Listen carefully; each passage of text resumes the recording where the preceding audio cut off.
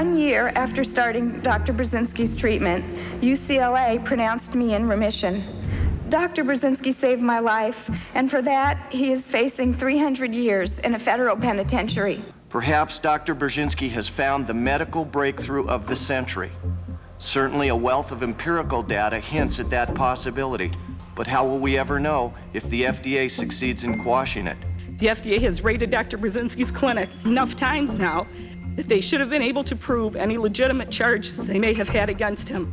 The relentless stress the FDA has put Dr. Burzynski's patients through is unforgivable. The FDA has convened 4 grand juries, none of which returned an indictment.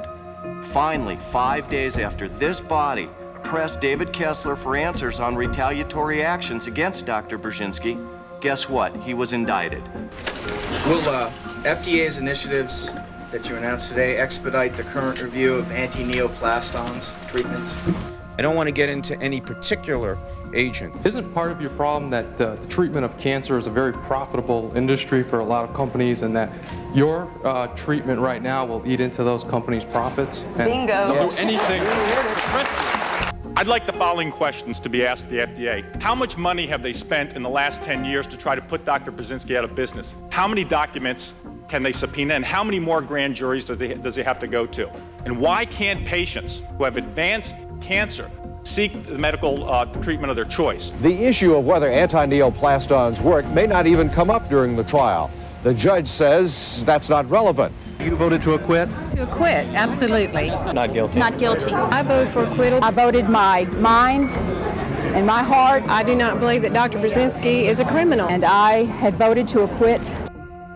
Burzynski's victory has resulted in the American government abandoning their initial attempt to hijack these medicines after they filed 11 patents of an already existing antineoplaston compound by recruiting and colluding with one of Burzynski's own research scientists.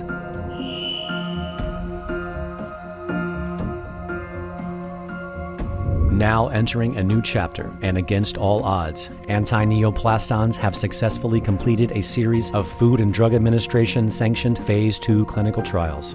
Now the therapy is about to be tested in what's called a Phase 3 trial, a massive experiment involving potentially hundreds of brain cancer patients worldwide. Dr. Stanislaw Burzynski is presently the first and only scientist in United States history to enter the federal drug approval process for a proprietary cancer therapy without any financial support from the American government, the pharmaceutical industry, or the cancer establishment.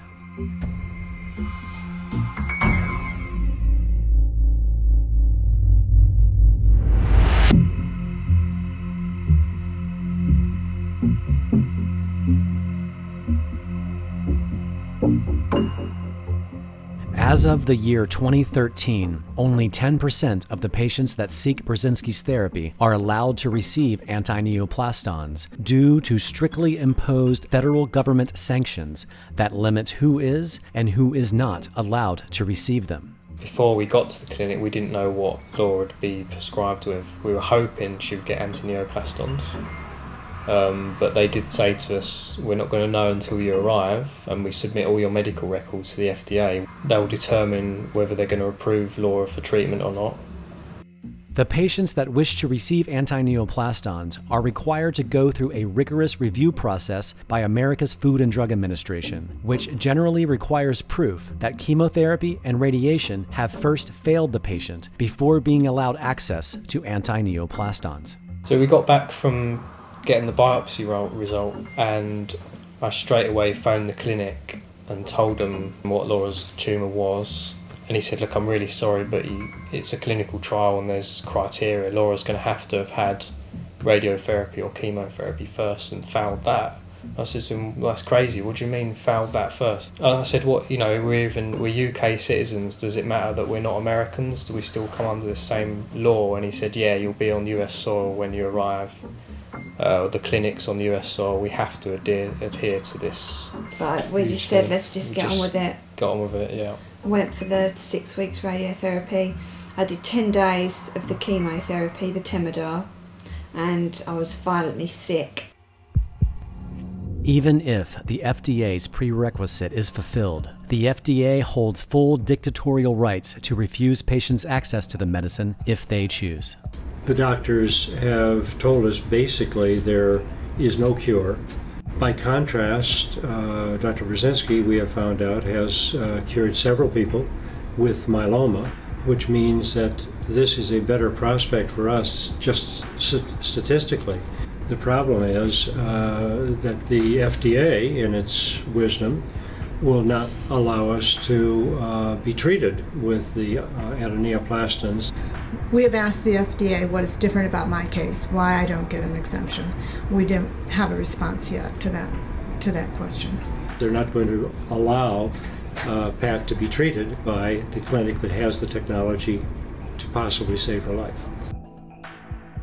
Upon the mapping of the human genome, dozens of new gene-targeted medications were developed and released by the pharmaceutical industry. Working in tandem with the quickly expanding assortment of various gene-targeted medications constantly becoming more available, Burzynski's team has been widening their research since the 1990s by utilizing this new technology and thus inventing an additional technique of cancer treatment as a brand new alternative for his patients. Burzynski defines this new technique as personalized gene-targeted cancer therapy, in which the remaining 90% of Burzynski's cancer patients are enrolled. They are prescribed a personalized recipe of commercial medications, which does not involve the original antineoplaston invention. Personalized treatment is designed for individual patients. It's coming from understanding that cancer is not just a single disease. Cancer is perhaps 500,000 of different molecular diseases. This means that every patient is to be treated individually if you like to be successful and if you like to avoid bad adverse reactions. This means that you need to identify what is causing cancer in individual patients, and we know that cancer is caused by abnormal genes at this time. It is necessary to identify abnormal genes. And then it is necessary to identify the medications which will work on these genes and use them in combination, knowing that some patients may not tolerate such combination well. Again, there's a way to identify based on genomic studies if the patients are good candidates from the viewpoint of adverse reactions. And the way that we do that here is by evaluating the genetic makeup of your cancer. We've benefited from using Caris Life Sciences labs out in Phoenix, Arizona, who will essentially do a full genomics study of what makes your cancer. Basically, they will run the analysis on the entire cancerous genome of 24,000 genes. We are not treating, for instance, quote-unquote, large cell lung cancer. We are treating the combination of genes which are causing this cancer. Zolinzac, Zeloda, Avastin, those are the things I was taking. Chris was diagnosed with stage 1 colon cancer. None of these commercial drugs that the Burzynski Clinic prescribed him were approved by the FDA to treat stage 1 colon cancer. The Burzynski Clinic prescribed Chris these 3 medications off-label based on the findings of his genetic profile, having nothing whatsoever to do with what these drugs were granted market approval for. Then my doctor called me and said, "There's no tumor." Can you believe how 3 months? It's not even less than 3 months. And my tumor was gone. And just 3 months earlier, I was saying it was all over. The fact that we got rid of his cancer at this time is great, okay? But obviously this would be criticized by standard oncology because they would say, well, this patient should receive standard of care, which means surgery, then combination of chemotherapy. One of the interesting things around here is that when the drug reps do come to present either a lunch or a talk about their medications, they often ask us what it is that we're doing with their medications, and they'll gladly sit and listen and obviously understand the mechanisms of their medications, but then they get really perked up when we start telling them about the other cancers that Dr. Burzynski is freely using their medications against. Every doctor we've seen has said there is no cure for Merkel cell cancer. Yeah. It's like, too bad, you know. You might as well get your papers in order and, you know, pick out your funeral home, make sure you got a burial plot and all this stuff. Mrs. Wright was 66 years of age when she originally consulted with me in July of 2005. At that time, she had had a biopsy of a mass on the left side of the face, which identified Merkel cell carcinoma. In a series of 5 surgeries, we attempted to remove this cancer and provide her some attempt at cure of her cancer. We had provided good surgical procedures for her, but without lasting result. So we were like, okay, what do we do next? And in our head and neck tumor board in our medical center here, we decided that she would benefit by the administration of radiation therapy. And so we went over to the radiation, and so they did one sequence of radiation on it, and then that didn't stop it, didn't do a thing for it. It was my understanding that at that time she and her husband did some internet work and went online and found Dr. Burzynski in Houston, Texas, after which time he offered her a protocol that involved Sutent. Sutent has not been granted market approval to treat Merkel cell cancer. In fact, there are not any drugs granted market approval by the FDA to treat Merkel cell cancer. And the tumors under here and the tumors here and all this were gone. And part of it back here, they were just flat gone. I think he's out of the box, and that's what Mrs. Wright needed.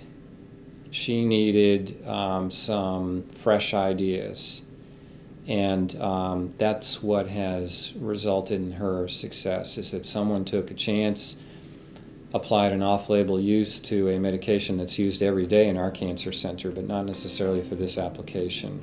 And it has shown some lasting benefit to Mrs. Wright's cancer control. It's very exciting. Yeah, you know, what's interesting is all this stuff is not taught to you in medical school. You know, the medical curriculum that we all go through is very traditional, and they don't teach you, you know, my medical education taught me how to think. But this level of thinking goes one step beyond. One of the things too about Burzynski's was that some of the first level doctors coming from different places, different countries, and learning what he's doing.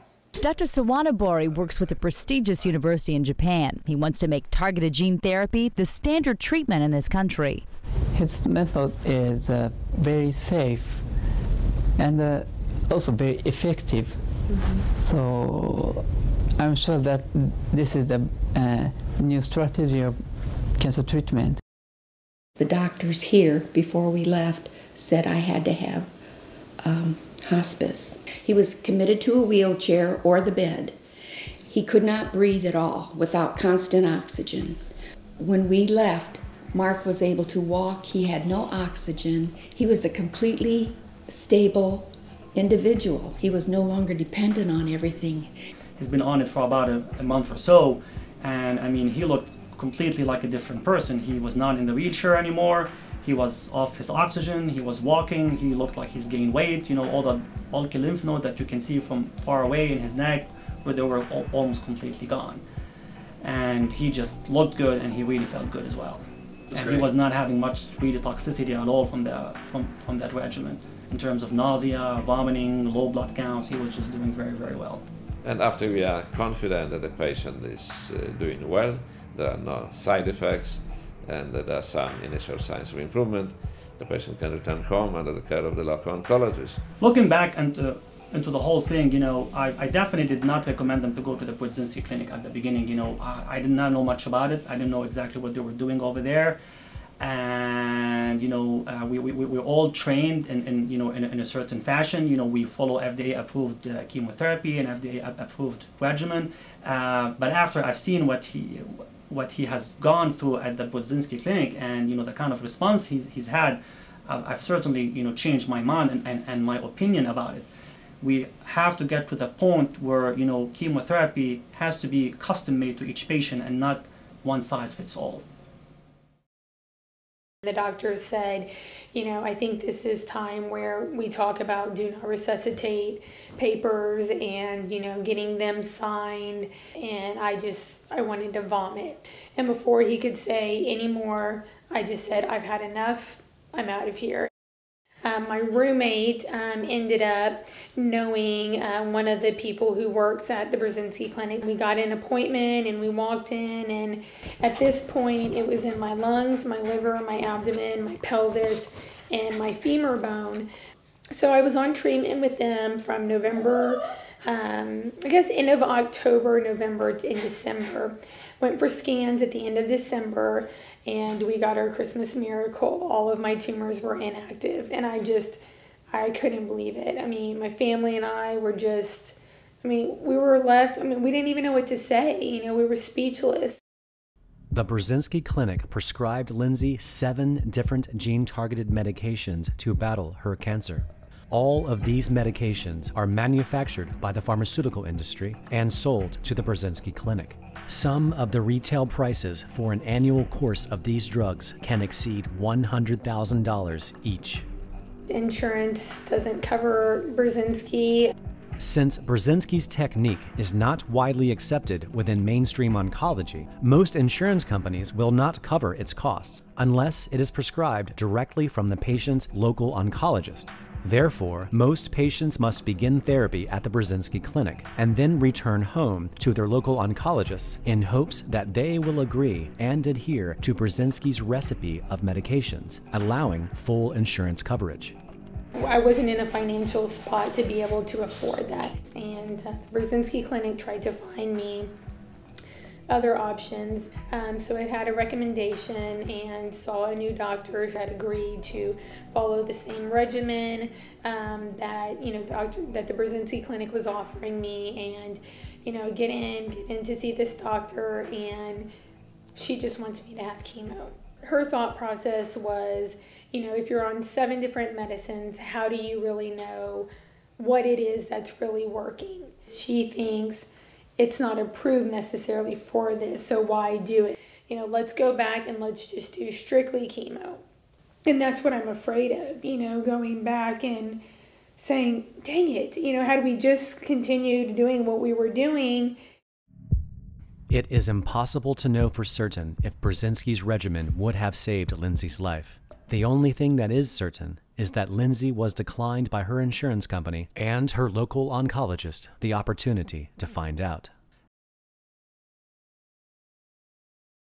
If Dr. Burzynski's treatment is so effective, and so many of his patients say that it is, why then is it not used here at MD Anderson, one of the nation's leading cancer hospitals? Simple, say doctors here. It doesn't cure cancer.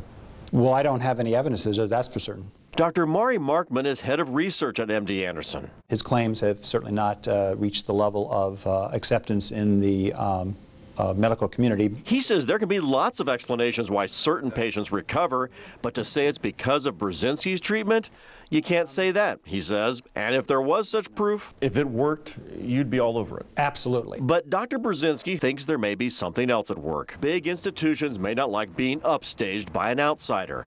The doctor at MD Anderson disagrees. On January 19, 2011, MD Anderson Cancer Center announced its acceptance of a $150 million grant for cancer research, calling this grant the largest in its history, to build an entirely new cancer research wing called the Institute for Personalized Cancer Therapy, which will be created to support preclinical research and clinical trials in which a patient's tumor biopsy is assayed for abnormal genes and gene products to select therapy with agents targeting the product of those particular abnormal genes.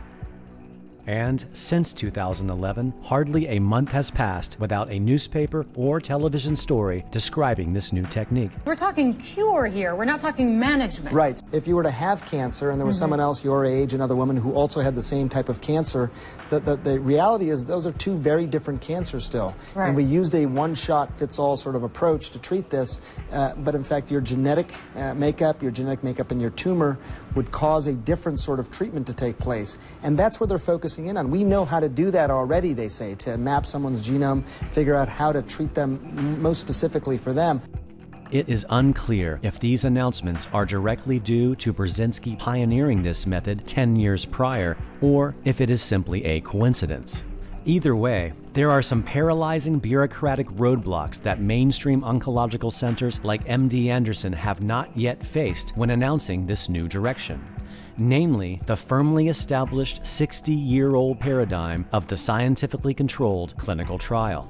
If I had two combinations of pure compound, neither of them by themselves did anything significant, but you put them together and they did something really dramatic, you know, but alone they wouldn't work. It is impossible to get that approved by the FDA because they don't know how to deal with two things at once. They want to deal with a single pure thing. They don't have the mechanism for understanding that. In our current clinical trial structure, a university or pharmaceutical company proposes a new cancer therapy for market to a regulatory government agency. In the United States, this would be the FDA. The proposed therapy first goes through a phase 1 trial to see if the therapy is safe to administer. If the FDA deems it safe, it graduates into a phase 2 trial, which determines if the therapy shows any efficacy. If efficacy is demonstrated, it then enters a phase 3 trial. In a phase 3 trial for advanced cancer therapies, a series of patients who all have the exact same diagnosis are accrued, then split into two groups. Both groups are given the exact same established standard of care, which is generally radiation or chemotherapy, while only one group gets the newly proposed therapy. This is defined as a randomized controlled clinical trial. If the group who received the newly proposed therapy fares better than the group without, the FDA then releases the therapy to the public and it becomes a new standard of care.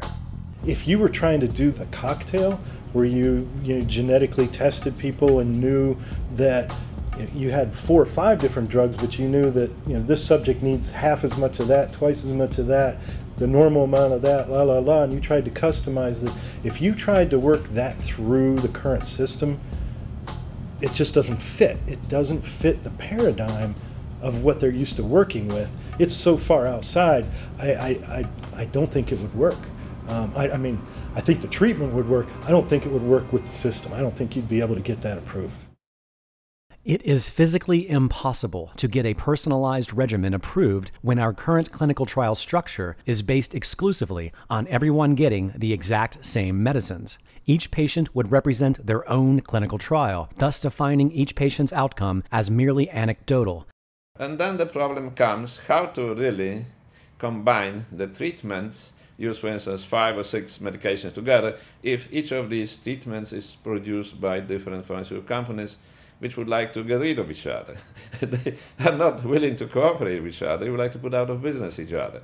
So that's why in the United States it will take enormous time to bring this to surface, to bring this to approval.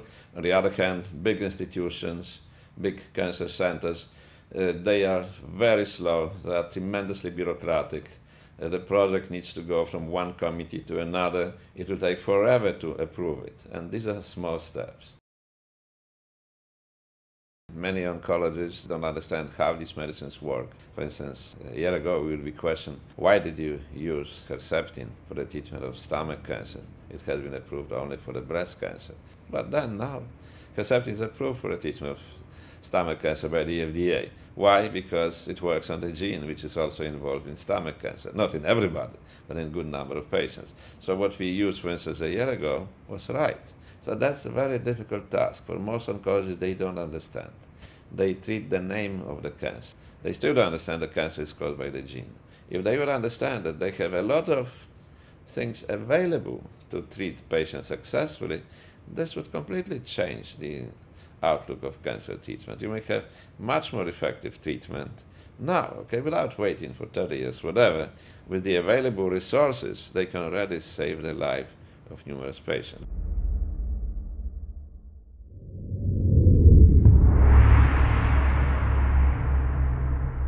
A glioblastoma multiforme is a highly malignant primary brain tumor, which in the vast majority of patients is fatal.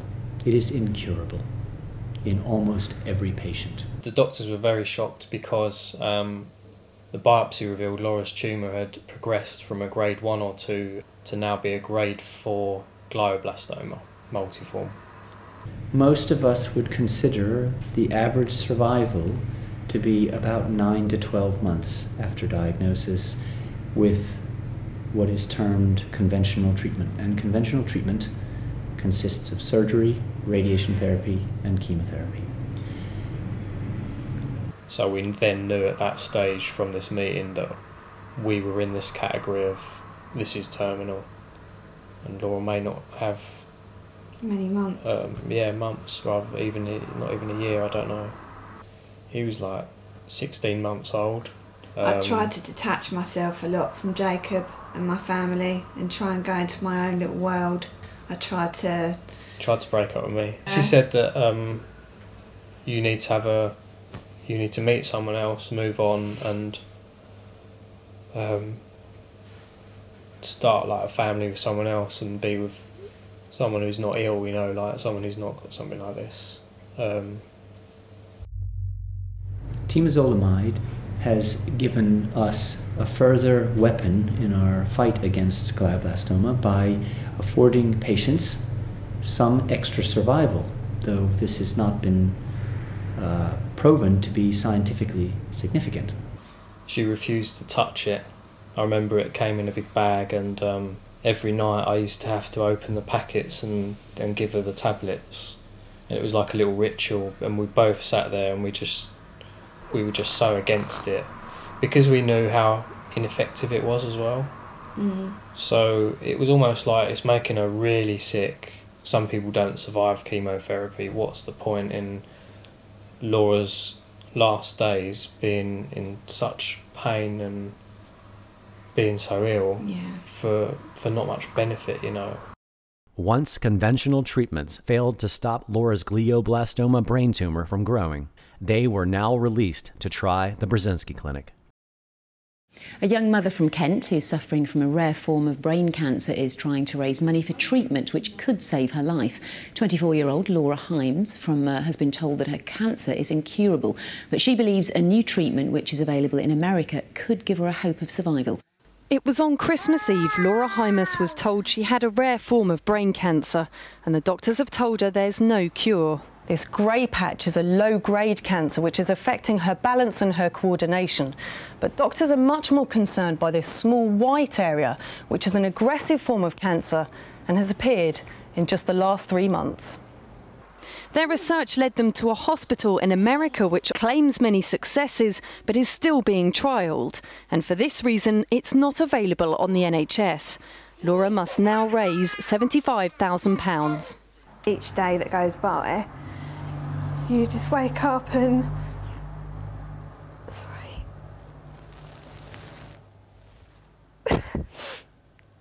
just seeing my son get older every day. It's just really hard because I think, well, how long have I got? Laura and Ben know that a cure is not guaranteed, but they're determined to raise this money if it means there is at least some hope of prolonging Laura's life. Yeah, there was like a lot of websites calling him a scammer, a quack. And the first thing I thought was, well, I don't believe everything I read, so I need to find out what this is all about. So I did some research and found a family in England that had used this doctor. And he told us all about his experience at the clinic, gave us lots of contact details and phone numbers. I'd read for days and days and days about Dr. Burzynski. I'd sit there for hours and hours reading message boards with arguments going back and forth, and to find someone who'd actually been there to like verify it, that was it for us. Even like Laura's parents and some of my friends were saying, this guy's a quack. When I first heard about it, I didn't think it would work because we'd been told that the only outcome was probably 12 months at the best. And you hear so many stories about what they call snake doctors or peddling medicine that is absolutely useless. And I took a lot of convincing. Many months. Many months. Before leaving for Houston, Laura, Ben, and her parents decided to have another meeting with her oncologist to make sure England's National Health Service would continue to cover Laura's MRI scans, blood work, and other medical necessities once they returned home to England. I knew it would be a very interesting conversation because we knew he was against what we were doing, what we decided. So I decided to record the meeting just so that we could refer back to it and listen to it when we got home, because whenever we went to oncology meetings, we'd feel like we were bamboozled, like thrown so much information that you came out and in shock and you didn't remember half of what was said. For legal reasons, we cannot disclose the name of Laura's oncologist or the hospital that this meeting took place. Hiya. Hey, More. Hello. Guys, you, because I recognise your trendy hairstyle. Hi, Laura. Hi. Hi. Yeah. Hello. Dad. Ben. Yeah. I just wanted to go over what we talked about before, Burzynski, and that you said that you wouldn't treat me after. No. Let's make it very clear. Dr. Burzynski is a person who provides private care in a non-conventional way that we do not quite understand or would condone. What, the epigenetic side of it, or just... A lot of it. It's just not of his Antineoplaston approach, which is still controversial to say the least. I've had patients there who got them cocktails of medication that could have a rationale to work in brain tumours patients, but have never been tried and tested in this excessive combination. You just get Antineoplastons in the clinical trial. If you don't fit the criteria, then you get personalised treatment, which is what you're discussing. Yeah, that's what my patients usually got in the end of the day. What Laura qualifies for is the trial. Yeah, but as I say, this is a trial that is currently not supported by the NHS or the hospital. So if you're under the care there and participate in the trials and they want to have regular blood tests, etc., and scans in accordance with the clinical trial protocol, they need to organise for you the blood test and the clinical trial requirements. But they said we need to make sure we've got a doctor here. Yes, the bid is that if you're under Dr. Burzynski, which is not part of the NHS practice, you cannot expect the NHS as such to pick up the costs associated with that. What I probably would have appreciated was more advice than, I mean, for example, like obviously Laura's care here is palliative, when we not curative. What we probably would have appreciated was more of a point in the right direction rather than a don't go there, you know. Well, no, what I said is that that's entirely up to you, because I know that I'm not able in a position to prove you that I can offer you curative treatment in the long term. I mean, he even says he doesn't claim to cure. No, he doesn't probably. No, well, but his treatment has got very little side effects, and, you know, at the end of the day, if this is palliative and long term is not a good outlook, that's our view. Yeah. You know, when she comes back, is the care when she comes back? Regular MRIs, blood tests. Because this is not a trial that is currently ethically reviewed or approved in any of the UK institutions here. And I'm just saying that in the conventional medical terms here, you may find these clinical trials not possibly quite as positive or as sort of supportable. I mean, what other options could be offered? Because at the end of the day, this is the option Laura wants to take, and we would obviously really like you to support that. Well, given that I'm personally not entirely convinced that this is a route that, as an NHS oncologist, and that's my limitations. We're looking at treating Laura in a different way, so... Yeah. And you have said yourself that Laura won't be a long-term survivor. So therefore, Laura's got a child, and whether she had a child or not, it's in her interest to live as long a life. Yeah. Laura came home and told me that you told her, don't be bothering to put into your pension pot.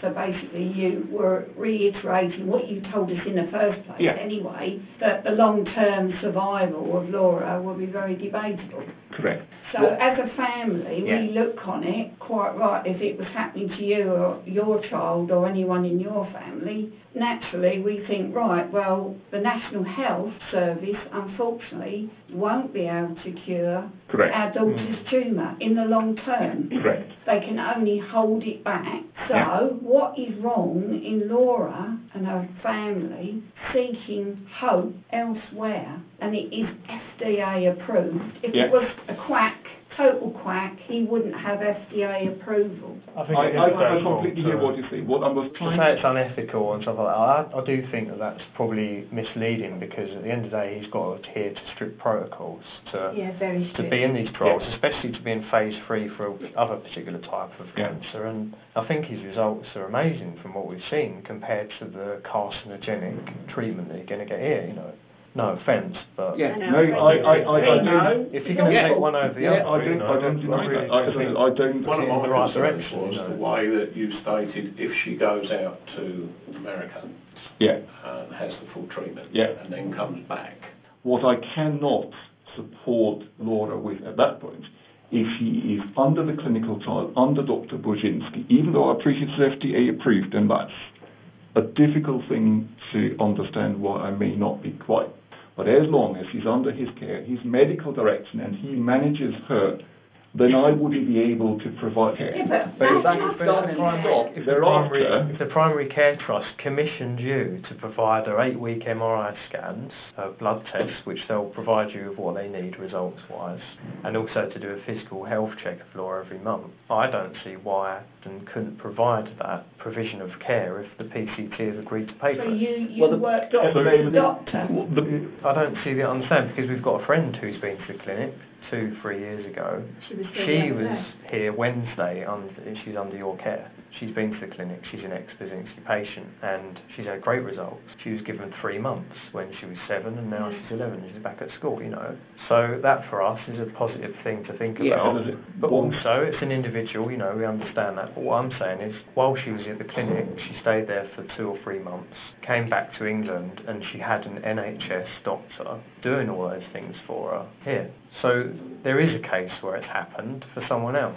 There isn't any consistency. If it can happen for someone else, we request that. I personally have a problem with Dr. Burzynski and the individual care plans that he's been delivering. And if you're just into the clinical trial just to get the Antineoplaston, that may be a slightly different bit. So you wouldn't see a problem with a clinical trial? We're just asking for the basic. She should be able to have that care. I'm not very happy with it personally. You can understand from our side, what we're saying is you're delivering palliative care to Laura. We found something which in trial, I understand you don't believe it, or you know, whatever you're on, whatever your views are, we want to do that treatment. We'll pay for it. So I can't see why you would have a problem with that. We do differ in our understanding what is a problem or not a problem. Well, I'm very happy to support Laura to get everything she needs. There are a few things that I personally would not support. And as I said, direct taking advice from Dr. Burzynski about what is needed and required is one of the few things where I personally, me as a person... He'll send you a sheet once a month and he'll say, can she walk? Yes. It's a physical check.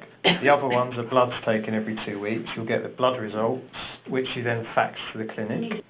We're just ordinary run-of-the-mill people, but we're all the same. No one's better than anybody else, and all Laura wants to do is live as long as she can, because you know Struggling to understand with those facts why you wouldn't, in this circumstance, go outside of perhaps your comfort zone or beliefs to help Laura achieve what she wants to do as a human being.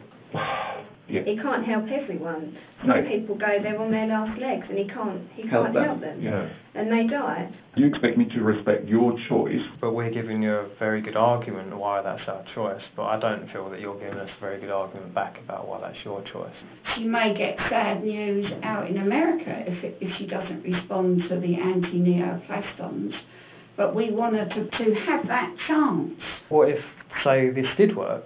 And, you know, you were helping Laura achieve that by giving her the care here. Wouldn't that be a major positive thing for the medical community? I don't know. I mean, I'm just trying to understand. That's why you do these trials in the US. It is FDA approved. I know. So that must, you know, we are supposed to be friends with America. When would you need to start? If there's progression on the next scan, we can start straight away. If there's no progression, we have to wait a further 4 weeks. Okay. You can't cure Laura in the long run. That's the only way we're looking at it as a family. If we knew that Laura could be cured, we wouldn't be looking elsewhere. Laura would have been costing the NHS X amount of money because of conventional chemotherapy treatments and stuff. You let me know when you need to have your scan. Yeah? You can have a CD-ROM of that diagnostic image. Yeah. Once Laura goes out to America and she's all set up, it will be fantastic if look after Laura when she's back in this country. So obviously we've got no other choice. No. This is what we're doing. Okay. So with that, with your position, are you going to try very hard? Would you like to do it for Laura? Putting aside the Burzynski Clinic, would you like to help Laura? That is not the question. Yeah, well, that is, you took the Hippocratic oath as an oncologist or as a doctor before you trained. Okay, I think we've done what we can do at the moment. Okay? I'll check. You can keep those. I'll check on those up again. I don't think we've finished.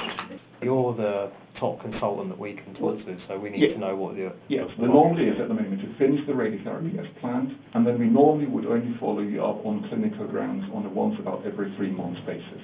You know, I'd be on watch and wait after.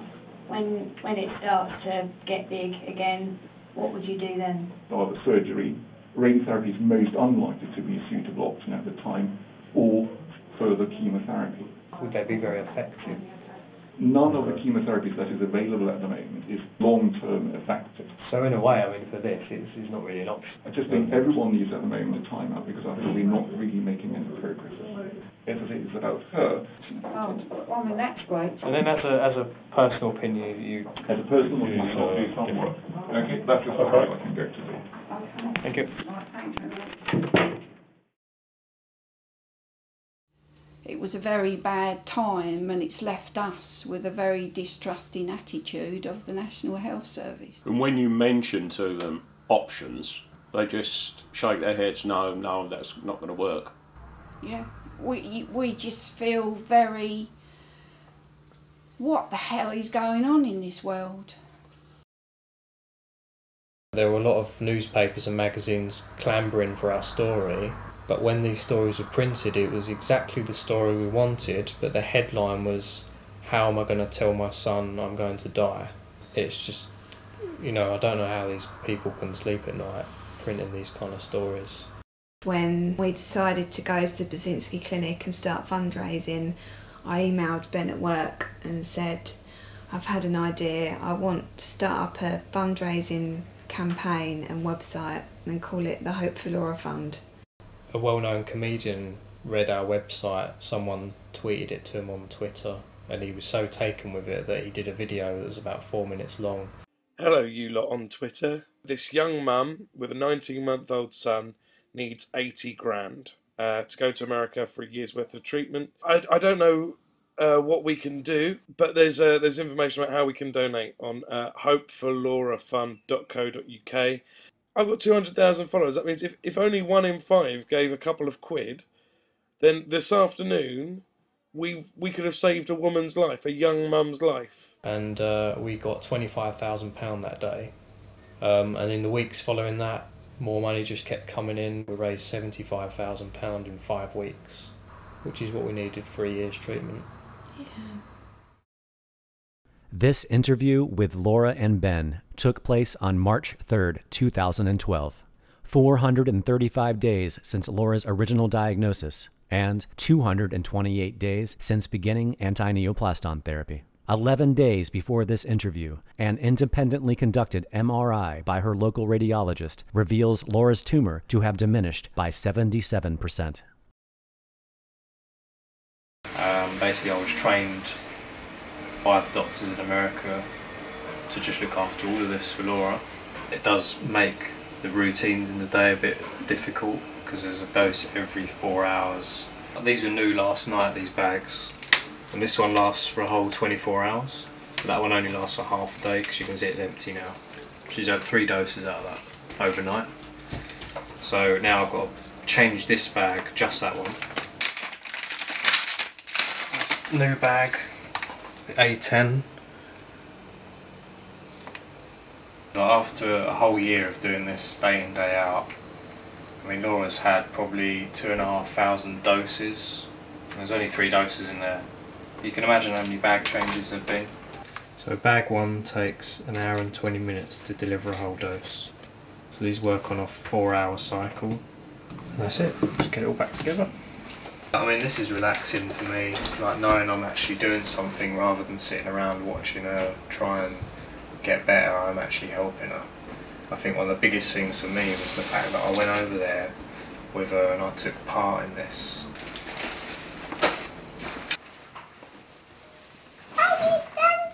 It's actually easier to have it under.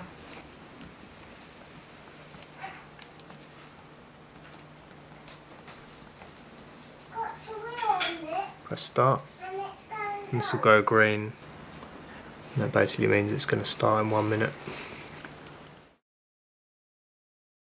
Other people contacted us, you know, like their husband or son or someone may have the same type of tumour as Laura, asking for information, and with the same questions we had, you know, is this guy a quack? What's all this? What's it all about? You know, and we just say to them, look, you've got to do a lot of research, read between the lines, make your own mind up. If you decide it's not for you, then don't do it. Back in September last year, I got an email out of the blue from a guy called Pete Cohen, and we had a chat, and he told me about his girlfriend Hannah. I was rushed to hospital. They thought I might have had a stroke and all manner of things, meningitis, everything. And I was sent down for a scan, and it showed a darkening on one area of my brain. And then they advised me that I had a brain tumour. He got most of the tumour out, with Hannah talking, moving and conversing normally. It wasn't that scary. I can remember everything, laughing and joking with the nurses, the speech therapist. But anyway, I still had a brain tumour when I came out. Most of the tumours, we know that millions of cells remain in the brain, and they can be very, very aggressive. In a way, we are providing the setting for a second stage therapy to take place. I started my radiotherapy course around May, and that went on to mid-June. And then I went for another scan about 6 to 8 weeks afterwards, and there was still tumour left. We looked at lots of options. The doctors are very limited options. They didn't offer me chemotherapy at that point in time. I'm sure it would have got to that, but we wanted to find something different. They came over here in December and met us for the first time, just a week before they flew to America. There was so many obstacles in getting her over there, obviously the biggest one being the FDA deciding that somewhere in America, someone looked at her case and decided yes or no. Thankfully, they said yes, but they could have said no. Yeah. Maybe we had a good guy in on the day. Yeah. Maybe he flipped a coin and just went, hey, heads up, we're in.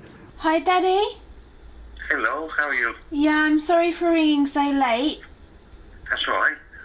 But I'm ringing with really, really good news. Good, that's what I want to hear. Go on, you tell. No, you tell him. I don't think I can. Go on. Tell me. Come on. My tumour Yeah. has already shrunk by 10%. You're fucking hell, man. Fuck. That is brilliant. absolute amazing. This interview took place on March 2nd, 2012. 19 days later, an independently conducted MRI by Hannah's local radiologist revealed that Hannah's tumor diminished by 63%. Things are great. Laura's been on treatment for 13 months, and after 9 months the tumour disappeared, and she's been on the maintenance programme since then, which basically means 8 months of treatment from the time the tumour disappeared until she can finish, and that's to get rid of everything else that maybe isn't on the scans showing up.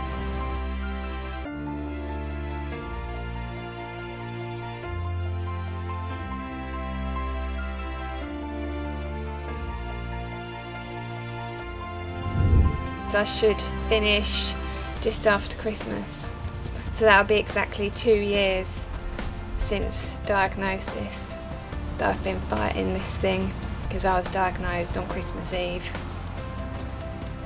and Jacob was only 16 months old at the time.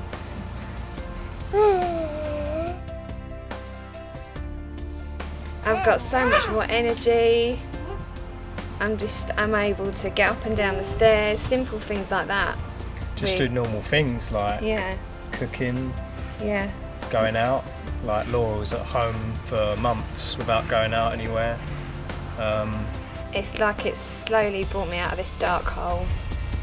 There was a point in time where even if I talked about doing something next week with Laura or whatever, just making any kind of plan, she'd feel really angry and refuse to live for the future, just for today and right now. But then she started slowly over time thinking about like next week, the week after, and like we've planned our wedding now, which is next year, so we're thinking about the future without worrying so much.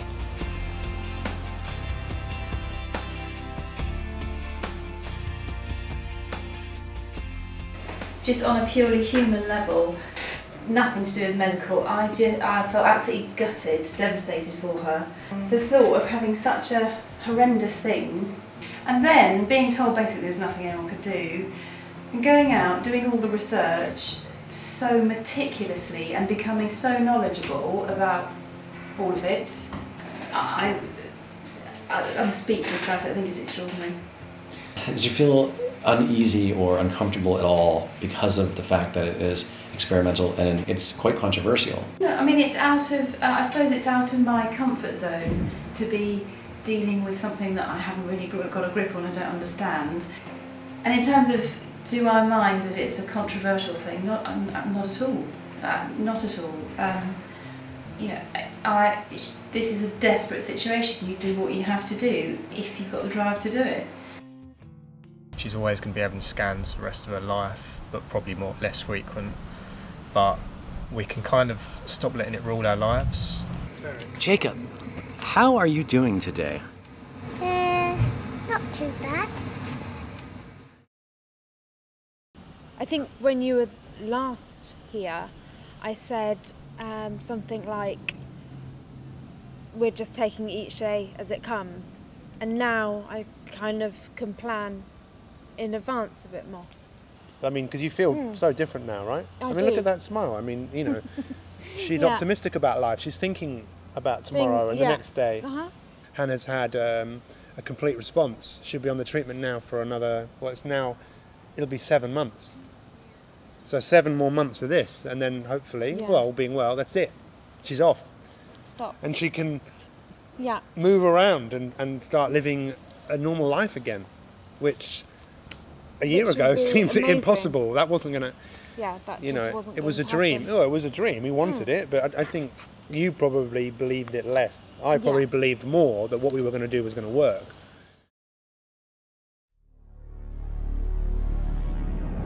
I treat many patients with brainstem gliomas, and brainstem glioma is also a very unpleasant, fatal, in almost every case, primary brain tumor, and a brainstem glioma in a child is by and large a death sentence. Various treatments have been utilized over the world. Sadly, nothing has been found to be effective over a long period of time in any significant group of patients. It's a devilish and, desperately awful disease to be suffering from. Brainstem gliomas are a blanket term for tumors occurring in the brainstem. Brainstem gliomas are found in children more often than adults. 85% of them occur in the pons region and are defined as a DIPG, or diffuse intrinsic pontine glioma. The doctors were saying, I think they were being kind to me, they were saying, oh, there might be a 15% chance that she'll survive. So you cling on to that 15%, but the more and more research you do, you think, no, what are they talking about? There isn't a 15% survival rate for this. DIPG, she's going to die. There's no known survivors. The only survivors we could find came back to the Burzynski Clinic. So for me, it was a no-brainer. We either do this or do nothing. It was good to talk to other people. I think I talked to Ben and Laura because they were out there a few weeks before we were going, and it's just reassuring to hear from someone else from your own country, look, actually, this is good, it's fine. And we got there, the doctors were brilliant. Having gone through all my treatment of breast cancer, I'd met plenty of doctors, so you kind of know who's a good doctor and who's a bad doctor after meeting so many. So as soon as we got there, we thought, right, okay, this is definitely the right thing to do.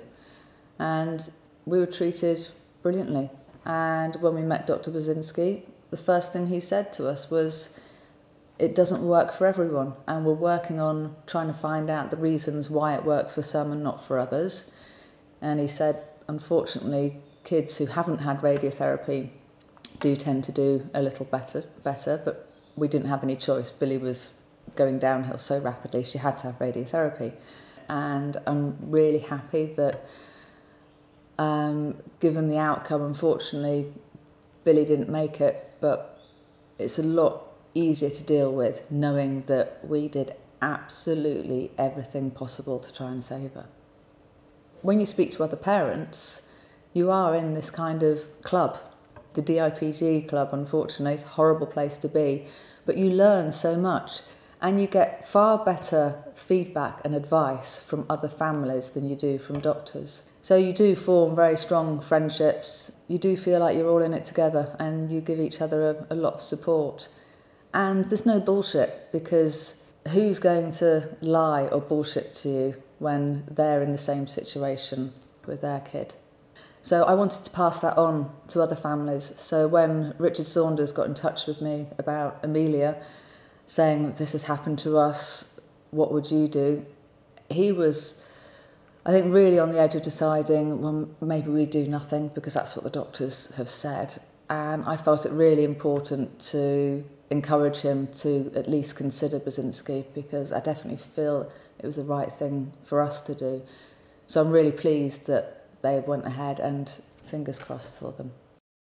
We met 4-year-old Amelia Saunders and her parents in London a few weeks after she was diagnosed with a DIPG.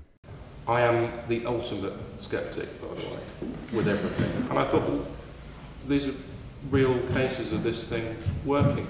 And actually, you know, when you're given no choice at all with something, either you try it, and if it's that 1% chance that it works, you've got to give it a go, because otherwise we had a 0% chance. We do have a 0% chance. 6 weeks later, we met the Saunders family in America at the Burzynski Clinic. She's been on treatment for 3 weeks. She's had a couple of little hiccups along the way, but other than that, she's done really well. There were no promises at all, and there have been no promises. There's been no magic wands to say, this is definitely going to work. 5 months later, we visited the Saunders at their home.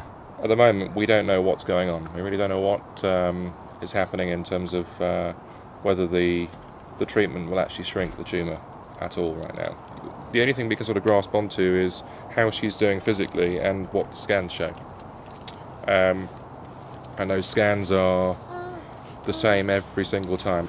Equally, it's not grown, you know, and that's got to be a good thing. I've no doubt that without the treatment, it would have grown, and I don't actually believe Amelia would be here now. You know, we've never ever regretted the decision that we made. We were told originally that we might have a month, 2 months. Between a month and 3 or 4 months. Yeah. I think that was the maximum time they said. To have Amelia here now, starting school, is amazing. Yeah. 2 months after this interview, Amelia's condition began to deteriorate, and her parents decided to discontinue antineoplaston therapy. Amelia passed away with her parents by her side on January the 6th, 2013.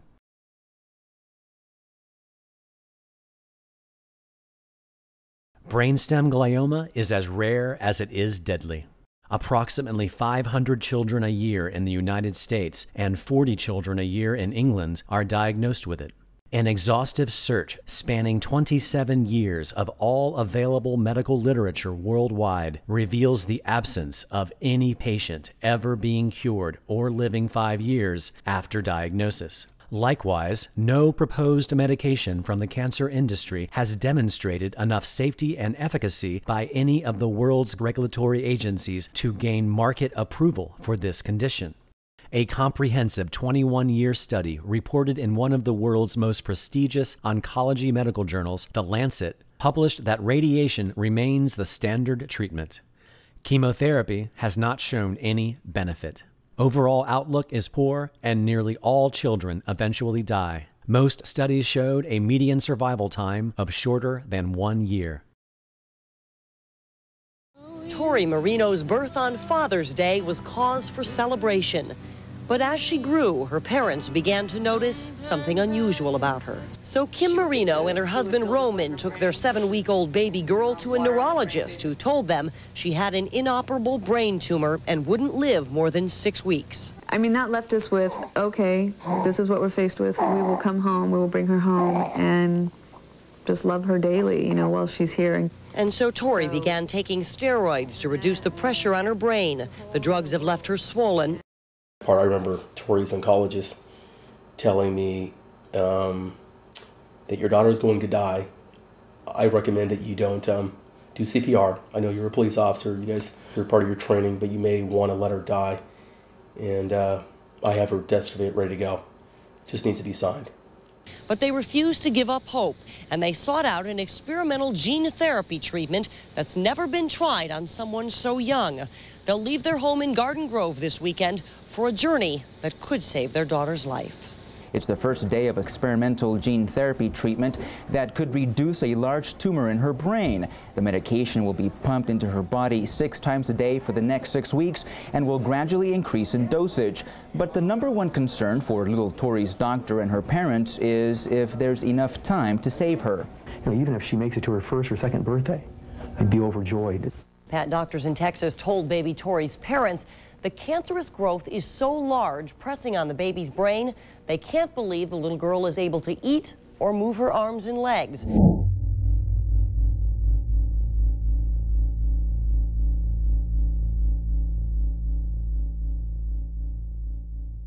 But this little gal is quite a fighter. She is holding her own, despite being the youngest person ever to undergo the experimental treatment. Everybody, this is my niece, baby Tori. Here she is. Tori Moreno arrived home in LA this afternoon. In Texas, doctors inserted a catheter into Tori's chest. Through it, experimental medicine called Antineoplastons will be administered daily by her parents right at home. And they're not yet sure whether it will shrink Tori's tumor. She's the youngest person ever to try the therapy. You know, back the initial onset in August when they were telling us that she was going to die, we can't even believe she's still alive right now. This is an oncology team, 3 of them, and Tori's pediatrician, who's been a doctor for a long time, was saying this is the worst case they'd ever seen in their history. And I remember that first scan came back. I think we started in October, and by December, it was the first time you got a chance to look at something. There was already a dramatic impact with that. And not only that, to take those scans to an outside doctor going, okay. Tori's parents took her December 1998 scans to St. Francis Medical Center for a confirmation. The scan at the start of antineoplaston therapy was dated October 13th. St. Francis also described Tori's tumor in greater detail, noting that it was within the pons region, almost completely replacing it, and extending out beyond the brainstem itself. They noted the subsequent scan dated December 10th. The tumor appears to have decreased in size. They summarized that comparisons between the October 13th and the December 10th scans suggest an approximate 20 to 25% decrease in the size of Tori's tumor. And then a couple months later, it might have been 2 or 3 months later, we saw an additional reduction. The doctors, I remember even in California, the oncology team was still baffled. They were still making excuses. And I was starting to see through that clearly now, saying, wow, what is the big issue with this guy's successful? And I almost like some professional envy or something like that. I go, wow, okay. I was just baffled at the way they weren't giving Dr. Burzynski all this credit for this. And they were talking about spontaneous remissions. And I go like, what? I've already done the homework with that. Spontaneous remissions in a brainstem gliomas, those don't happen. And I said, do you know who Dr. Burzynski is? Well, I've heard of him. And I said, he's in Houston, Texas. He deals with antineoplastons. Well, I don't really know much about it. I remember talking to the doctors going, well, I'm a police officer. I don't save lives for a living. And I know a lot about it. My suggestion is that you do some research with this Dr. Burzynski. I was baffled that they didn't take some time to get to know this doctor that was saving lives in Houston, Texas. But as we continued to go through there, we saw, you know, an ability for Tori to possibly live. We didn't feel like we were even out of the woodwork, knowing, okay, well, this stuff shut off, well, it stopped working. And so it wasn't until about maybe 6 months into it that we started feeling comfortable. Like, our daughter's going to get a chance to live. Here she is celebrating her. We've had 14 birthdays now with her, when they were saying, you know, she wouldn't make it to her first. So. Unfortunately, I obviously was too young to remember any of it, but I just, when people ask me that, I unfortunately don't have a lot of information to give them, but it's, it's my story, it's part of me, it's made me who I am, and I think it's a really, really cool story.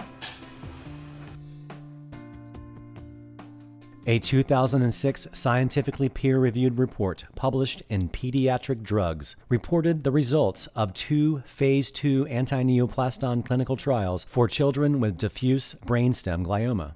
A total of 40 children were treated, and an average of 25% of them lived beyond 5 years, while competing Phase 2 and Phase 3 clinical trials using a combination of radiation and standard chemotherapy showed 0 survivors. In 2012, America's National Cancer Institute likewise began publicly citing and acknowledging one of the Phase 2 peer-reviewed antineoplaston clinical trials for brainstem glioma. As of 2013, there have only been 2 medications to ever be approved by the FDA for malignant brain tumors: Temodar in 1999 and Avastin in 2009, though neither of them demonstrated enough safety or efficacy to reach FDA approval for a brainstem glioma. Nor were either of these drugs required to enter a multi-center randomized Phase 3 trial before being FDA approved for market. This was made possible due to legislation released in the 1990s, when the FDA formed its accelerated approval program to quickly approve drugs that serve as the first available treatments for a life-threatening condition. Instead of requiring evidence of clinical benefits, such as survival, FDA will rely on objective evidence of partial response, such as tumor shrinkage, as an initial basis for approval. This will allow us to rely on smaller, shorter studies for the initial approval of cancer drugs. Temodar first received accelerated approval for anaplastic astrocytoma brain cancer based on a single-arm Phase 2 study of 54 patients. 12 of the patients responded, with 5 of these patients having a complete response, though the overall survival time was 15.9 months. At the time of approval, no results were available from randomized controlled trials to show any clinical benefit or prolonged survival. Avastin was granted accelerated approval for glioblastoma brain cancer based on 2 single-arm Phase 2 trials. The first was a Phase 2 randomized study of patients who had tried and failed Temodar and radiation. In this single randomized study, some responses were observed in 25.9% of the patients, with the average response itself lasting about 4.2 months. There was also a single-arm Phase 2 study conducted using 56 patients, all of whom also tried and failed Temodar and radiation. 19.6% of these patients responded, with the average response lasting about 3.9 months. So, the only 2 drugs to ever be approved for malignant brain tumors were never required to enter a traditional multi-center randomized Phase 3 trial before reaching approval, nor was either drug required to cure a single patient. These drugs were, however, required to enter a multi-center randomized Phase 3 trial only after they were already in the hands of the public.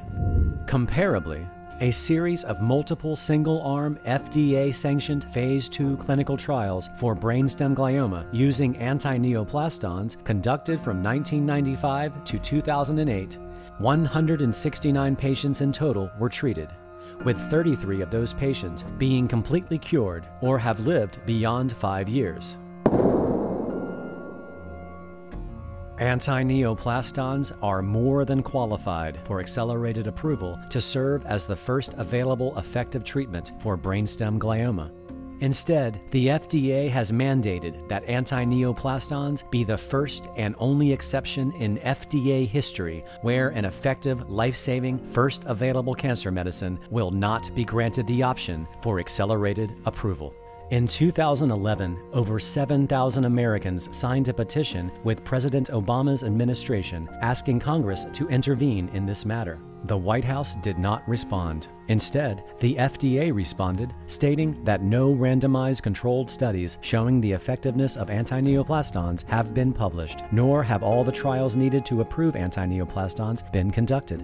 However, 3 years prior, the FDA officially acknowledged that antineoplastons demonstrated enough safety and efficacy in Phase 2 trials, thus granting permission to proceed into Phase 3 randomized trials for brainstem glioma. It is difficult to verify the rationale for the FDA's insistence on antineoplastons being subjected to Phase 3 trials for brainstem glioma, but some theorize that this rare exception is due to the pharmaceutical industry having too much power over the FDA and is directly preventing antineoplastons from gaining market approval of any kind. Dr. David Graham has been working at the FDA for 20 years. He's a senior official. We sat down with Dr. Graham for his first extended face-to-face television interview. Just who is the FDA working for? A former manager of mine in the Office of Drug Safety told me that industry was our client. And when I said to him, no, the public is my client, he said I was wrong, that it was industry. FDA is there to serve its client industry. It is not there to serve the public. FDA has become a factory for the approval of new drugs. To understand how the FDA got to where it is today, you need to go back to 1992. That year, the first President Bush, with the support of both Democrats and Republicans, signed into law the Prescription Drug User Fee Act. The law was passed in response to industry complaints that the FDA wasn't approving drugs fast enough. Part of the deal? The drug companies agreed to start paying the FDA to speed up the approval process.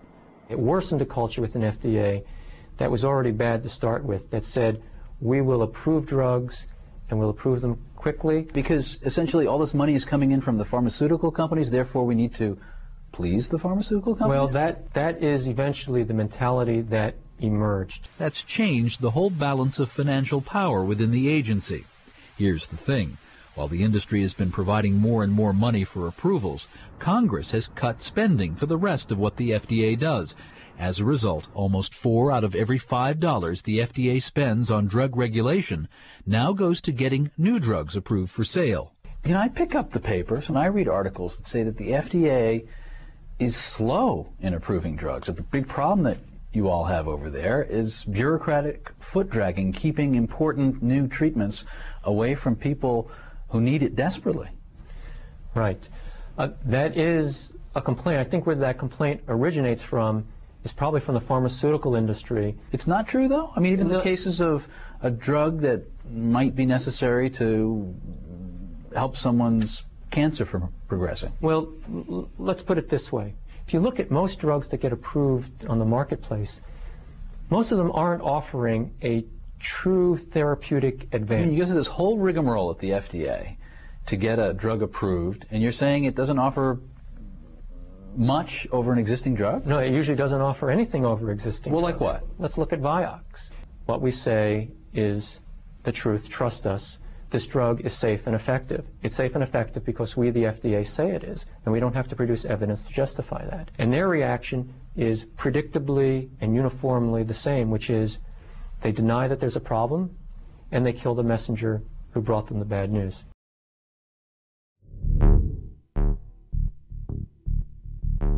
If If the FDA released antineoplastons to the public to treat brainstem glioma, it would in turn also allow any cancer patient with any type of cancer diagnosis to also have the option to receive antineoplastons from their local oncologist under the FDA's category of off-label use. And this is a very common kind of business practice on all kinds of business, is you try to push out the competition. And because bringing a drug to market takes $400, $800 million, they're going to try to minimize any competition. And that could be, competition can be on a lot of levels. This is pretty normal in all facets of business. They want to remove competition in any way that they can that's legal, or maybe not quite so legal. One of the things that helps to perpetuate the system the way that it is the FDA is regulating the pharma world, but the pharma world is all run by the same people. The same people who are regulating all this big pharma are the same people who are running the big pharma, and they go back and forth. You start up, you move up through the FDA, you become important enough, big pharma will hire you because you have that expertise and all the contacts in the agency.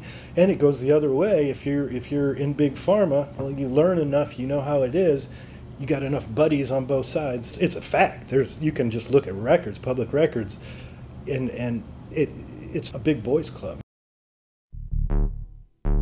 The FDA requires that any Phase 3 trials for any new drug be conducted by a series of independent hospitals without the inventor's involvement. Upon receiving the official permission from the FDA to begin a series of Phase 3 randomized clinical trials to get antineoplastons approved for brainstem glioma, the Burzynski Research Institute approached nearly every single children's hospital in the United States, Canada, and England, and every single one of these hospitals flatly refused to participate in these Phase 3 trials for brainstem glioma. Because, a big company like an AstraZeneca or what, they put a lot of money into companies like the Quintiles and other contract research organizations that feed into these. If you don't think they have an influence on what kind of business those businesses will pick up, because if you're going to work with him, I'll move my work somewhere else. A common reason some of the hospitals gave after rejecting this study was simply not interested. Other hospitals denied participation because they didn't like the idea that patients would take the therapy home with them, undergoing 24-hour infusions, carrying an electric pump around, and changing their bags on their own, since every other standard of care therapy has always been administered for its full duration within the hospital itself. Another reason all hospitals refused to participate was out of fear that no parent would agree to allow their child to enter one of these Phase 3 trials, because the FDA has also mandated that radiation therapy be required in both groups, since radiation is proven to cause serious debilitating side effects when administered to the brainstem region of a developing child. The Lancet Oncology's 2006 expose on childhood brainstem glioma has pointed out that theoretically, randomized studies are the method of choice to test a new hypothesis. However, when the standard treatment or control group provides no chance of success, the rationale to have a randomized design with a standard treatment group is questionable and practically very difficult, especially in pediatric or children's oncology. The best method remains to be defined. Another reason is due to the reputation of the therapy's inventor, who has legally defeated the FDA itself in 5 federal grand juries and 2 sets of juried federal trials. When you add all of these reasons up, it becomes easy to understand why no hospital will step out on a limb to participate in these trials, since any prospective patient doing a Google search for antineoplastons or its inventor is met with a slew of negativity. The same is true if any current, past, or future patient posts anything on Facebook or Twitter. They are instantly met with an onslaught of harassment and intimidation that has been carefully crafted and executed by a well-organized international group.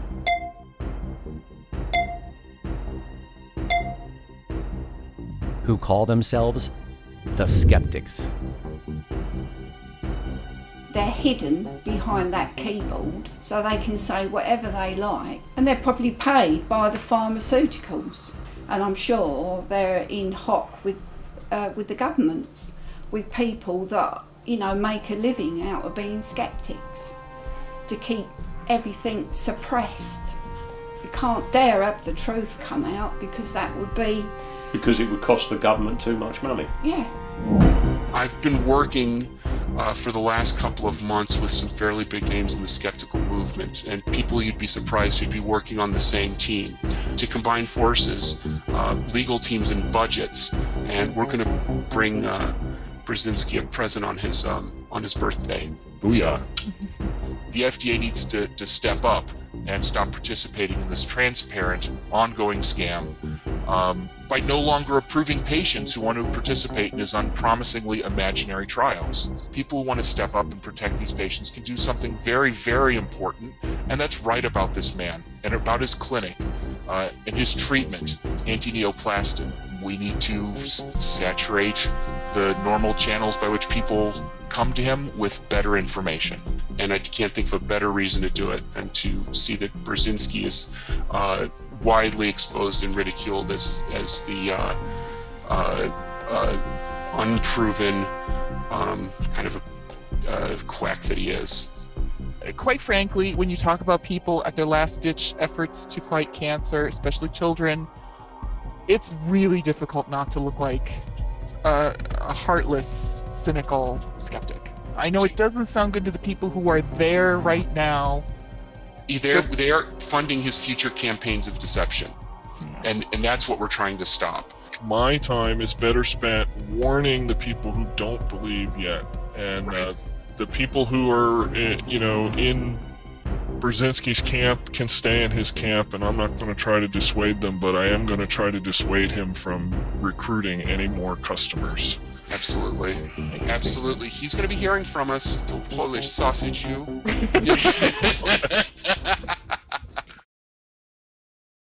When we met Dr. Burzynski, he is, without shadow of a doubt, one of the kindest,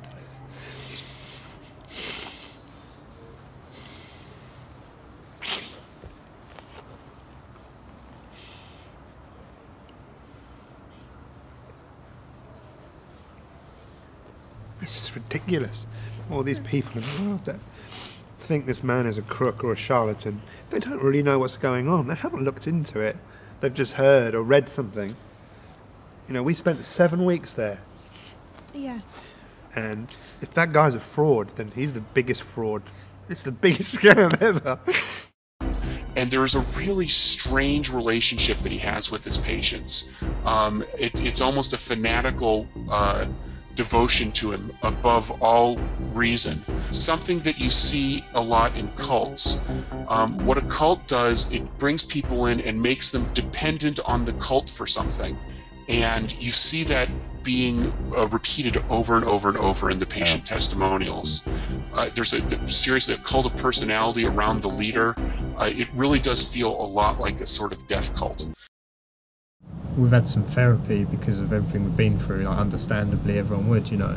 When I started my side of the therapy on my own, I was actually quite shocked to find that everything I was talking about, like how stressed I was and just how I couldn't switch off all the time, was all to do with the fundraising and the stress of trying to raise money while people were trying to stop us raise money. And I think one of the most stressful things, obviously apart from Laura being ill with cancer, the second most stressful thing was trying to deal with all this criticism, really. I mean, it's come close to like tearing our lives apart, to be honest. We've had an 18-month-old son to look after, and we've got these people basically telling Laura she should just die. Forget choosing anything else. Yeah, one actually did say that as well, or wrote it in a message board, that I should just accept that I'm going to die. Burzynski adopts none of the risks that any other researcher adopts. Charging terminal patients up front.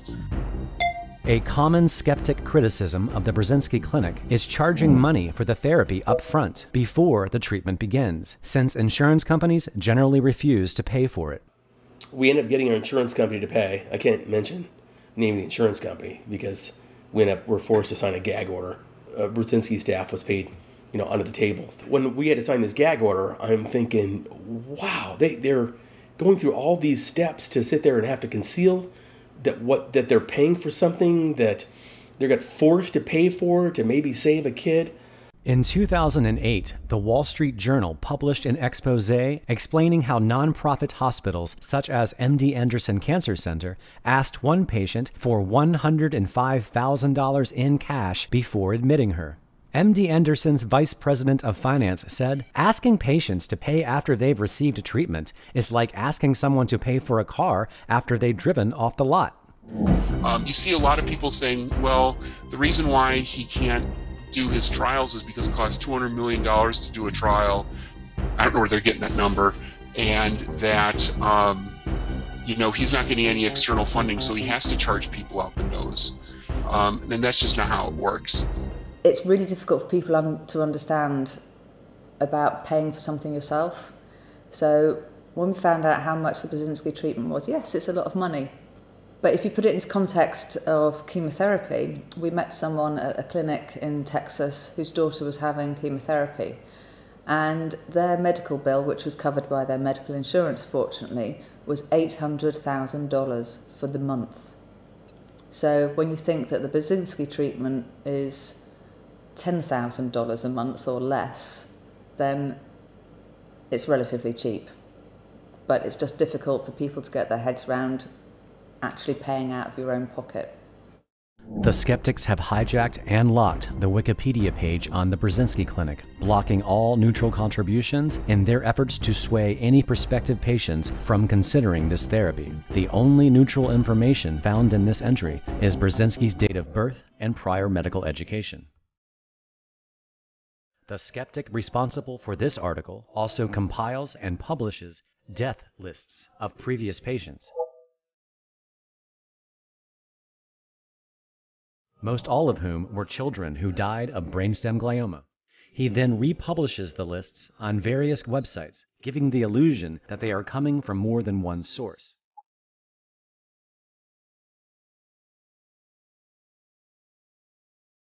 This skeptic receives funding from America's Department of Defense, the National Cancer Institute, the American Society for Clinical Oncology, the Breast Cancer Research Foundation, and the pharmaceutical industry. In another of his paid positions for a National Geographic syndicated blog, this writer uses a different name and publishes articles about patients undergoing antineoplaston treatment and the therapy itself on a near weekly basis. In October, when we released stable results, we put 2 scans up. We put September and October up. It's the same size, but it started to break down a bit, so we were happy. We put these scan pictures up on our website. The next 6 weeks later, we did another scan and it had shrunk 36%. So we told everyone this news, released it on our website. He then did an article and using a link to the previous scans as his evidence, saying, look at these scans, it's clearly not shrunk.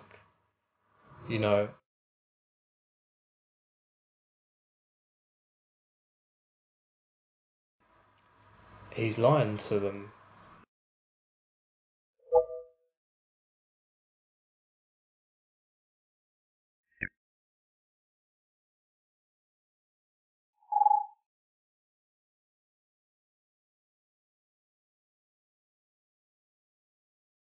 We've got a message for any people that have been disrespectful to me. Try to stop tell people. You what to do. Yeah, try to stop people donating to me to help me get better, so I can see my son grow up. I want to tell you all. Basically, stick your noses out of our business. Yeah, and fuck off. And fuck off.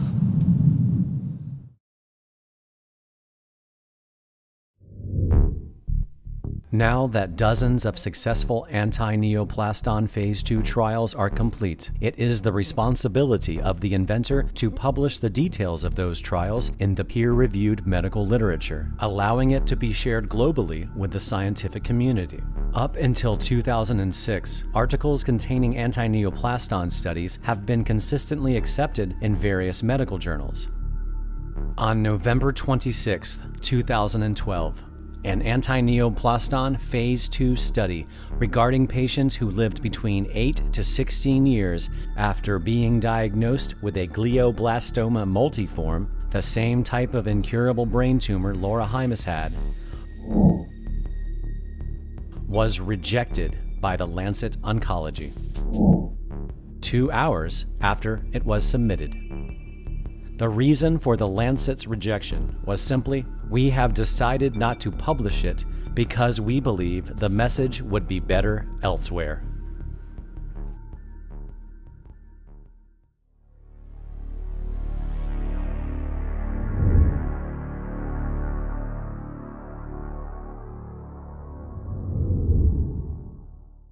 The most common argument from medical scientists who dismiss all cases of people cured using antineoplastons as being merely anecdotal comes from the absence of any randomized controlled clinical trials.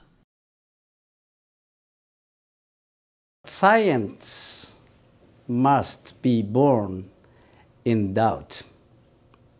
An anecdotal event produces scientific mind. Anecdotal is very important, but if you report anecdotal, doesn't do anything good. It's not persuasive. It's not convincing. That's why we did the randomized study. The motivation why we started this research on antineoplaston for the last 27 years. We did not believe Dr. Burzynski blindly. We would like to see very much the effect of antineoplaston by our own eyes in our own ways. We did the phase 1 study first. We would like to know how much dose the patient could tolerate. We use antineoplaston A10 and AS2-1 injection formula and oral formula. In the 43 patients, about 50% of patients are responding to this combination therapy with antineoplaston A10 and AS2-1. We published this result from the phase 1 clinical study. Since we found the better response in the cancer of the liver, we decided to concentrate our study on liver cancer study. And we moved our research to phase 2 clinical trial. We found that the AS2-1 could obviously prolong the disease-free interval and overall survival. So we moved to the prospective randomized clinical trial. In this study, we subjected the liver metastasis from colon. We divided the patient into 2 groups randomly in controlled and antineoplaston treated group. 30 patients in antineoplaston group and 33 patients in control group. And in antineoplaston group, we add antineoplaston A10 injection for 1 week, AS2-1 capsule for at least 1 year, in addition to the intra-arterial hepatic infusion of 5-FU. In control group, about 50% of the patients lived around 36 months.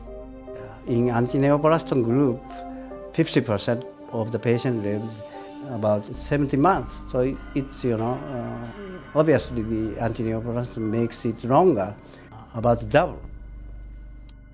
The scientific community invented the randomized study for not only excluded the anecdotal data, they are avoiding the bias.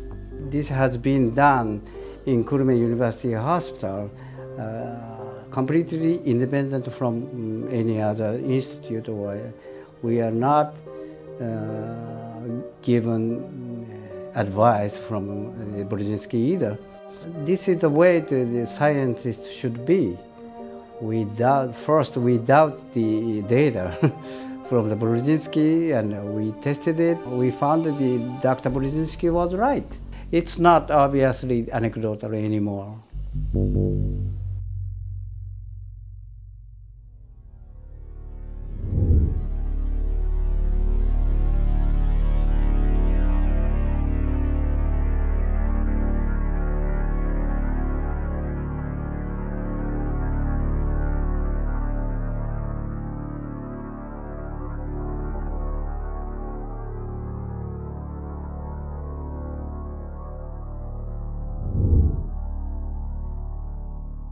If cancer was cured today, there's a lot of institutions around the U.S., especially our universities, but also in the pharma industry, that would all of a sudden lose a lot of money. And with the NIH, the university gets matching funds to keep the buildings and all the other things that, so universities especially that are into cancer research, they don't really have an incentive to find that cure, because then it all dries up. As much as you may not like that, that's the way our system is. It's not the Star Trek world where if what you need is what you get and la la la, but it is reality. And money wins, money votes, money does everything. And it controls our government as much as we hate to admit it. It motivates the pharmaceutical industry. We're not out in the pharma world. As the commercials will tell you that we're out there to make everybody healthy and happy, and that's not why they're out there. They're there to make money, period. The best drugs in the pharma world are the ones that people have to continue taking forever and ever and ever and ever. That's what the big money is. They want to be able to dose people over and over and over, keep them alive for a couple years at least on all the drugs. That's the incentive for making money. Think it through a little bit. It's sad, but it's reality. If you found the cure for cancer, boom, now what? Now you're not doing nothing. You're out of business too.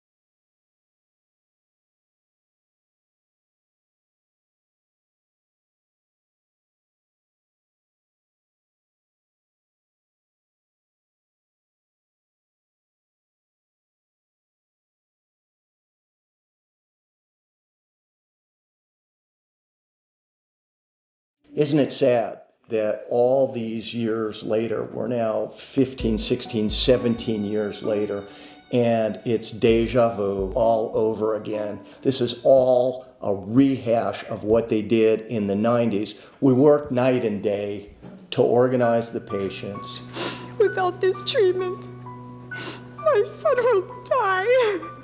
To get the congressional hearings underway. Out of 52 cases of that disease ever, no one died cancer-free, just Chrissy. So she didn't die of a terminal illness. She died because there's a government institution that disseminates false information and is not looking out for the welfare of the people.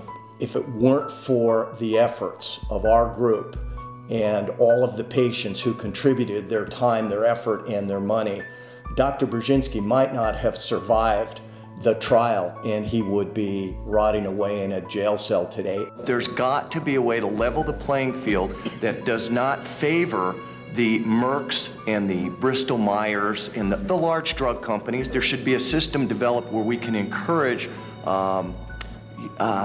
innovative research that's being done by the sole practitioner, the sole researcher. That's the problem. Let's look at medical breakthroughs. In 1920, Banting and Best, or Banting up in Canada, had discovered insulin and had this idea that if insulin could be given to a patient with diabetes, type 1 diabetes, it would cure the condition. Within 2 years, Eli Lilly had insulin in drugstores. Let's skip another 20 years. Pneumonia was a scourge until Fleming discovered penicillin. Now penicillin was used, pneumonia left. We haven't had a medical breakthrough in 50 years because today medical breakthroughs put at risk the entire financial underpinnings. If you have medical breakthroughs that replace therapies that are failing, then the profits and the cash flow of those therapies that are failing is lost and lost forever. So that is the biggest barrier to Burzynski or anybody else that brings on a therapy that is superior to what is done today. Hence, we haven't had any major medical breakthroughs for the last 50 years. So what do we have? We have this outreach of awareness. We got people running around with all kinds of colored ribbons saying that I am aware of breast cancer.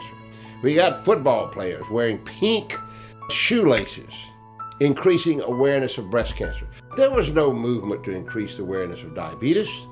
There was no movement to increase the awareness of pneumonia. There is no need for any movement to increase the awareness of any disease. You got a serious disease in your culture, you are aware of it. And what awareness doesn't do, it doesn't cure the disease. It's not going to lead to the cure because today, virtually every serious disease has a huge vested interest in the therapies that people are paying money for that fail. So everything is locked. But when you come across with something that cures cancer,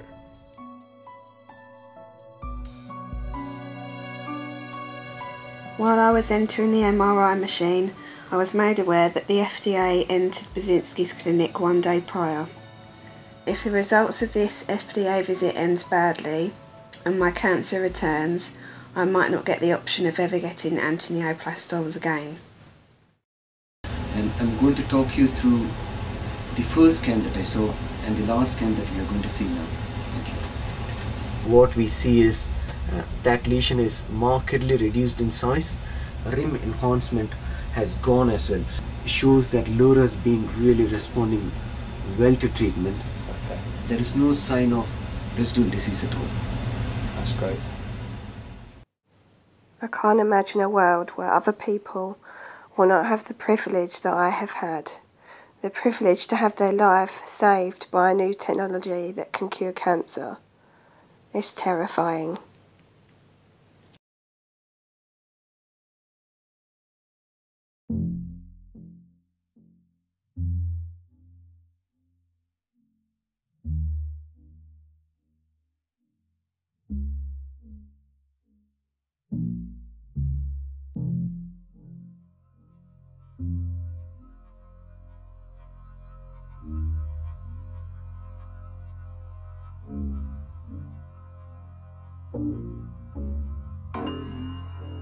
We would like to publish our data in this randomized study to the medical journal. I hope the big medical journal will accept our experience, we have done in the past 27 years. Yeah, I hope it was. I don't know if it's a big journal or not. This thing is bigger than Burzynski because it represents a true breakthrough where generations separated from us, 30, 40 years, if Burzynski was liberated or if his therapy were liberated, generations separated won't be thinking about cancer. We're not thinking about pneumonia, and we're not thinking about diabetes. So they will not be thinking about cancer. Can you imagine a society where women are not terrified by mammograms and men are not kind of semi-raped with all this prostate stuff? Can you think of a culture living without this perpetual fear of cancer? That's what Burzynski's discovery offers. The concept of antineoplaston treatment has not easily accepted in general meaning, but if you open your mind and if you willing to accept any concept coming in, Just think about the benefits for the patient. That's all. That's the whole purpose of the medicine there. I think it is only human to want to seek treatment for a disease that is considered to be almost universally fatal. We can obviously only offer the treatment that we ourselves offer, but I'm always pleased if a patient's treatment is going successfully and that their disease is either remitting or go into remission for whatever reason. Always. Great. Can you think of anything? Excuse me, anything else you would like to? Yeah, anything else you want to say? All right. Not with the cameras running. Okay, cool. Turn everything off, you turn everything off, and then I'll speak to you. Okay, cool.